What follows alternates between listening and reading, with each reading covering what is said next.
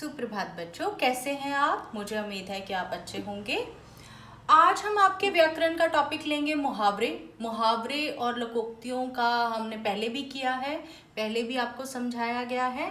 तो आज हम एक बार फिर से आपके अगले टर्म के इस बार के मुहावरे लेंगे।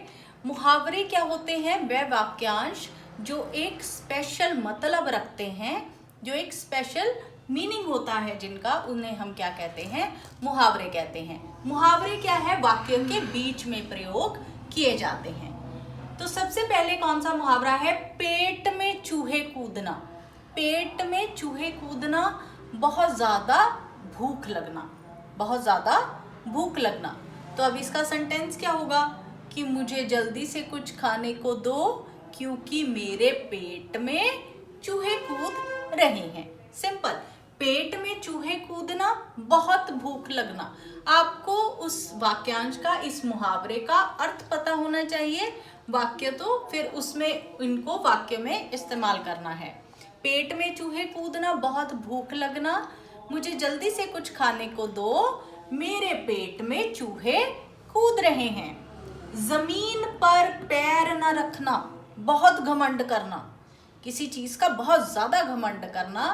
तो थोड़ा सा पैसा आ जाने की वजह से नीला जो है उसके पांव जमीन पर नहीं पड़ते, या वो अपने पांव जमीन पर नहीं रखती। ठीक, पांव जमीन पर ना रखना, बहुत ज्यादा घमंड करना। घोड़े बेचकर सोना, बहुत गहरी नींद में सोना, उसे हम क्या कहते हैं? घोड़े बेचकर सोना। वो काम से इतना थक गया था कि आते ही घोड़े बेचकर सो गया। अब जब हम बहुत ज्यादा थक जाते हैं तो हमें खूब अच्छी नींद आती है, तो यहाँ पे ये मुहावरा लग सकता है, घोड़े बेचकर सोना, बहुत गहरी नींद में सोना। वो इतना थक गया था कि घोड़े बेचकर सो गया। काया पलट होना, एकदम से सब कुछ बदल जाना, भाग्य पलट जाना। काया पलट होना, एकदम से सब कुछ बदल जाना। अब इसका मुहावरा क्या हो सकता है? इसका वाक्य क्या हो सकता है? उसकी लॉटरी क्या लगी, रातों रात उसकी काया पलट गई। अब उसका जो लाइफस्टाइल था वो एकदम से चेंज हो गया। तो काया पलट होना, एकदम से सब कुछ बदल जाना। उसकी लॉटरी क्या लगी, रातों रात उसकी काया पलट गई। टेढ़ी खीर, बहुत मुश्किल काम। टेढ़ी खीर, बहुत मुश्किल काम। अब कई बच्चे ऐसे होते हैं जिनके लिए पढ़ना बड़ा, मैथ्स बड़ा मुश्किल होता है, तो हम इसमें मुहावरा वाक्य क्या बनाएंगे? गणित में पास होना राम के लिए टेढ़ी खीर है, मुश्किल काम है। ढोल की पोल, ढोल की पोल मतलब बाहरी दिखावा करना, बहुत ज्यादा बाहरी दिखावा करना, अंदर से कुछ ना होना। ढोल जैसे हम बजाते हैं तो उसकी साउंड कितनी अच्छी होती है, लेकिन जो ढोल है वो अंदर से क्या होता है? खाली होता है। तो उसको यहाँ पे दर्शाया गया है, ढोल की पोल, बाहरी दिखावा करना। तो यहाँ पे रीता की अमीरी जो है वो ढोल की पोल है, केवल बाहरी दिखावा है, अंदर से वो अमीर नहीं है। बाल भी बांका ना होना, कोई भी नुकसान ना पहुंचना। बाल भी बांका ना होना, कोई भी नुकसान ना पहुंचना।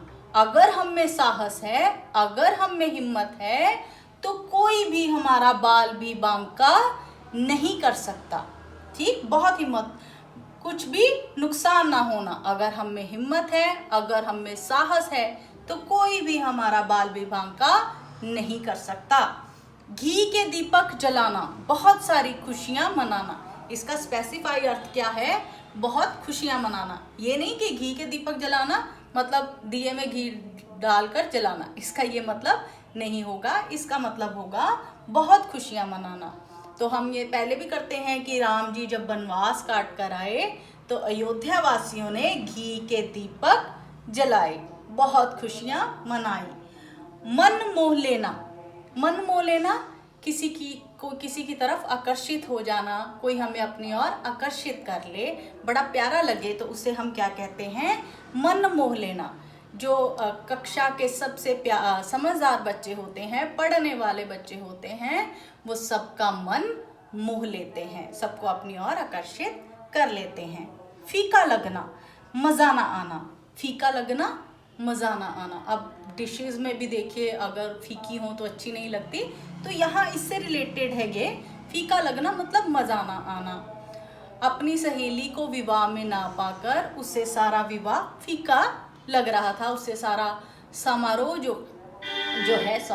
उससे सारा समारोह जो है वो फीका लग रहा था। क्यों? क्योंकि उसकी सहेली नहीं आई थी। फीका लगना, कुछ भी अच्छा ना लगना। इस तरह बेटा वाक्यांश जो हैं, मुहावरे जो हैं, ये वाक्यांश हैं, इनके एक स्पेशल अर्थ होते हैं, स्पेसिफाई अर्थ होते हैं, और जब हम इनका वाक्य में इस्तेमाल करते हैं तो ये क्या कहलाते हैं? मुहावरे कहलाते हैं। धन्यवाद।